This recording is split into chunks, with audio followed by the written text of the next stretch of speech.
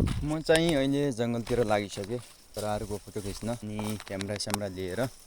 Camera चाहिँ सानै छ अनि त्यही हो राम्रो त्यति आउन सानकै क्यामेरा भए पनि अब नेचुरल भिडियोहरू देखाउनेछु हजुरहरूलाई। सबैले माया र सपोर्ट देखाइदिनु होला। म चाहिँ अहिले भर्खर घरदेखि आएर ब्याग बोकेर जङ्गलतिर जाँदैछु। यतातिर पठ जङ्गल, यो डाँडाभन्दा परि। अनि घर चाहिँ धेरै टाढा छ, उतै छ, धेरै टाढा छ। धेरै टाढा छ, त्यो चाहिँ कोही छैन मसँग, केही छु एक्लै जान्छु जङ्गलतिर। फोटो खिच्छु गाइस। सबैले माया र सपोर्ट देखाइदिनु होला।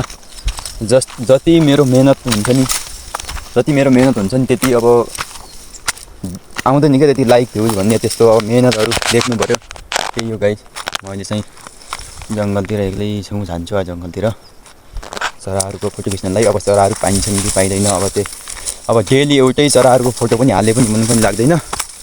अनि अब राम्रो पनि हुन्न त्यस्तो एउटै चराहरू हाल्न। अब चराहरूको लागि अब जानुपर्छ, टाढा जङ्गलतिर जानुपर्छ। अब जङ्गलमा अब जनावरहरू पनि हुन्छन् यताउता, अब त्यही हो भाग्यको कुरा है। माया र सपोर्ट देखाइदिनु होला। सबैले सब्सक्राइब गरेर लाइक गरिदिनु होला। जङ्गलतिर लागेको छु अहिले।